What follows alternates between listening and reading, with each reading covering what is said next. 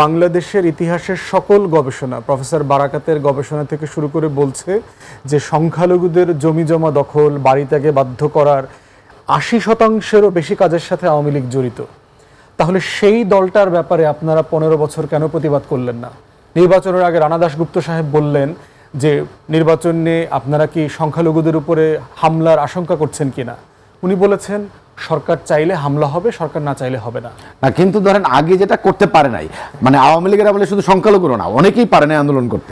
কিন্তু এখন তো আন্দোলন সবাই করতে পারছে, তাহলে সংখ্যালঘুরা করবে না কেন? না, করবে, কিন্তু সে ১৬ বছরের গল্পটা বলছে না কেন?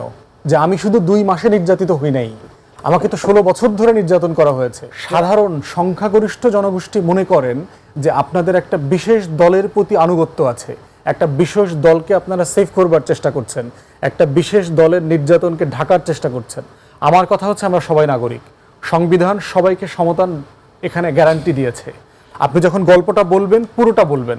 আওয়ামী লীগ নেতার বাড়িতে যখন আঘাত করেছে, তার বাড়িটা পুড়িয়ে দিয়েছে, সে হিন্দু হবার কারণে বাড়িটা পুড়ায় দেয় নাই, সে আওয়ামী লীগের রাজনীতি করে বলে পুড়িয়ে দিয়েছে।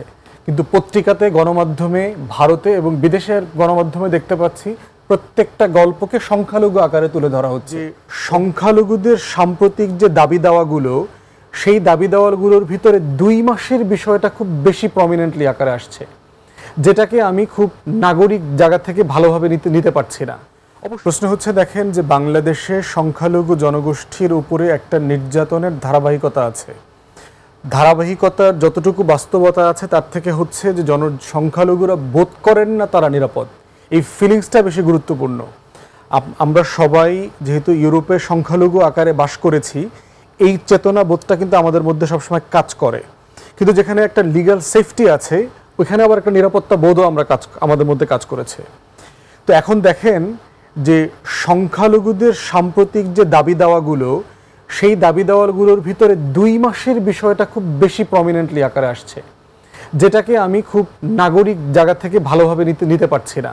অবশ্যই আপনি দাবি তুলবেন যে বাংলাদেশে কোনো মন্দিরে আঘাত হয়েছে, কোনো বৌদ্ধ ভিক্ষু যদি বোধ করেন তার কঠিন চিরবদানি কি অনুষ্ঠান তারা পালন করতে পারবেন না, চিবরদান তারা যদি পালন করতে না পারেন, অবশ্যই এটা নিয়ে আমাদের আলোচনা করতে হবে এবং শঙ্কিত হওয়ার বিষয়। কিন্তু বাংলাদেশের ইতিহাসের সকল গবেষণা, প্রফেসর বারাকাতের গবেষণা থেকে শুরু করে বলছে যে সংখ্যালঘুদের জমিজমা দখল, বাড়ি ত্যাগে বাধ্য করার ৮০%-এরও বেশি কাজের সাথে আওয়ামী লীগ জড়িত। তাহলে সেই দলটার ব্যাপারে আপনারা ১৫ বছর কেন প্রতিবাদ করলেন না? নির্বাচনের আগে রানা দাশগুপ্ত সাহেব বললেন যে নির্বাচন নিয়ে আপনারা কি সংখ্যালঘুদের উপরে হামলার আশঙ্কা করছেন কিনা। উনি বলেছেন সরকার চাইলে হামলা হবে, সরকার না চাইলে হবে না। না, কিন্তু ধরেন আগে যেটা করতে পারে নাই, মানে আওয়ামী লীগের আমলে শুধু সংখ্যালঘুরা না, অনেকেই পারে নাই আন্দোলন করতে। কিন্তু এখন তো আন্দোলন সবাই করতে পারছে, তাহলে সংখ্যালঘুরা করবে না কেন? না, করবে, কিন্তু সে ১৬ বছরের গল্পটা বলছে না কেন? যে আমি শুধু ২ মাসে নির্যাতিত হই নাই, আমাকে তো ১৬ বছর ধরে নির্যাতন করা হয়েছে, যেটা আমরা বলছি যে আমাদের নাগরিক অধিকারগুলো কার্টেল করেছে গত 16 বছর ধরে। এবং আপনি খেয়াল করেন, আমি ওগুলোতে ছিলাম না, কিন্তু আমি যেটা খেয়াল করেছি তারা কিন্তু বলছে যে আমাকে কিন্তু ভাই সবাই এসে মানে এই যন্ত্রণা দিচ্ছে। না, ওইটা একমত। এই জন্য আমরা যেটা পাবলিকলি দাবিও করেছি যে আপনাদের গল্পগুলো পুরোটা আসতে হবে, না হলে সাধারণ সংখ্যাগরিষ্ঠ জনগোষ্ঠী মনে করেন যে আপনাদের একটা বিশেষ দলের প্রতি আনুগত্য আছে, একটা বিশেষ দলকে আপনারা সেভ করবার চেষ্টা করছেন, একটা বিশেষ দলের নির্যাতনকে ঢাকার চেষ্টা করছেন। আমার কথা হচ্ছে আমরা সবাই নাগরিক, সংবিধান সবাইকে সমতান এখানে গ্যারান্টি দিয়েছে। আপনি যখন গল্পটা বলবেন পুরোটা বলবেন। আওয়ামী লীগ নেতার বাড়িতে যখন আঘাত করেছে, তার বাড়িটা পুড়িয়ে দিয়েছে, সে হিন্দু হবার কারণে বাড়িটা পুড়ায় দেয় নাই, সে আওয়ামী লীগের রাজনীতি করে বলে পুড়িয়ে দিয়েছে। কিন্তু পত্রিকাতে, গণমাধ্যমে, ভারতে এবং বিদেশের গণমাধ্যমে দেখতে পাচ্ছি প্রত্যেকটা গল্পকে সংখ্যালঘু আকারে তুলে ধরা হচ্ছে। অধিকাংশ বাড়ি যাদের পুড়িয়ে দিয়েছে তারা তো মুসলমান নামধারী আওয়ামী লীগদের বাড়ি পোড়ায় দিচ্ছে, আইনমন্ত্রীর বাড়ি পোড়ায় দিচ্ছে, মাশরাফির বাড়ি পোড়ায় দিচ্ছে। তাহলে এই গল্পটা আসছে না কেন? আমার কথা হচ্ছে যে আমি সংখ্যালঘুকে নাগরিক হিসাবে দেখতে চাই। এই সংখ্যালঘুর রাজনীতি থাকার কোনো প্রয়োজন নাই। আমরা একটা জাতি, আমরা সবাই এই দেশের নাগরিক। আপনি কোথায় সমতা পাচ্ছেন না, সমতার জন্য ফাইটটা করেন।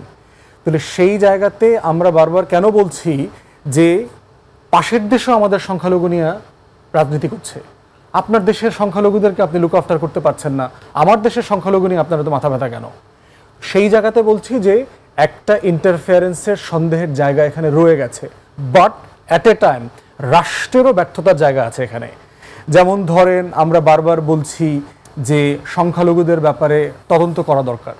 আমি বারবার দাবি করেছি জাতীয় মানবাধিকার কমিশনকে রিপ্লেস করে সংশোধিত আকারে তাদেরকে ইমিডিয়েটলি দায়িত্ব দেওয়া দরকার, এবং সেখানে সাবেক চিফ জাস্টিস থেকে শুরু করে যারাই আছেন সংখ্যালঘু সম্প্রদায়ের সদস্যদেরকে নিয়ে একটা ইন্ডিপেন্ডেন্ট কমিশন করা দরকার। নট অনলি 2 মাস অথবা 16 বছর, আমার 53 বছরে কেন আমার জনগোষ্ঠী কমে গেল?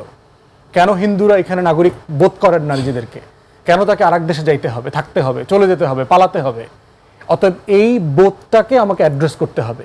এইটা হচ্ছে আমাদের করণীয় জায়গায়। সরকারের ব্যর্থতার জায়গা কোথায় দেখেন? যে সংস্কার ভালো কাজ, আপনি বিভিন্ন বিশ্ববিদ্যালয়ে ভালো যোগ্য ভিসি দিয়েছেন, আমরা অ্যাপ্রিসিয়েট করছি, স্বাগত জানাচ্ছি, কিন্তু এই সংস্কারের আলোচনাতে তো 80% লোকের কোনো স্টেক নাই। দেশের মধ্যবিত্ত যখন সকালবেলা বাজারে যায়, সে দেখতে পাচ্ছে তার ডিমের দাম বেড়ে গেছে, দুধের দাম বেড়ে গেছে, মুরগির দাম বেড়ে গেছে, সবজির দাম বেড়ে গেছে, সব কিছুর দাম বেড়ে গেছে। এবং শনিবারে আমাদের সাথে চিফ অ্যাডভাইজারের যে মিটিং হয়েছে, সেখানে আমরা বলেছি যে আপনি যদি এইটা অ্যাড্রেস করতে না পারেন তাহলে আপনার জনপ্রিয়তা কিন্তু কমে যাবে। আইন শৃঙ্খলা বাহিনীর সার্ভিস আপনি এটাকে কীভাবে রিপ্লেস করবেন? তার সেবাটা আমার প্রতিদিন দরকার। এই সেবাটাকে আপনি কিভাবে রিপ্লেস করবেন?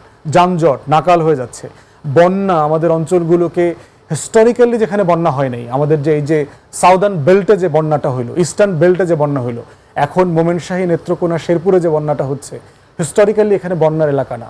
তাহলে এই জায়গাটা হচ্ছে আমাদের ডোমেস্টিক অ্যাড্রেস কিভাবে করব, ভারতের সাথে বসে জয়েন্ট রিভার কমিশনকে কিভাবে অ্যাক্টিভ করা যায়, যে আমাদের ইনফরমেশনের ফ্লো যদি আমরা আগে পাই তাহলে এখানে ক্ষতি কমে যাবে। এগুলো করণীয় আছে, এখানে তাদের ফেইলিওর আছে। তারপর ডিল করার ক্ষেত্রে ডিলে আছে, একটা জিনিসকে অ্যাড্রেস করতে তারা সময় নিচ্ছেন, এবং সেখানে আমরা বলেছি কোন কোন মন্ত্রণালয়ে তাদের ঘাটতি আছে পারফরমেন্সের জায়গাতে, সেটা তাদেরকে অ্যাড্রেস করতে হবে। সংস্কারের প্রশ্ন হচ্ছে, দেখেন সংস্কার জাতি মনস্তত্ত্ব সংস্কারের জন্য কিন্তু প্রস্তুত না। শব্দটা জানা এক জিনিস, আর ওই শব্দটাকে ধারণ করা কিন্তু আর এক জিনিস।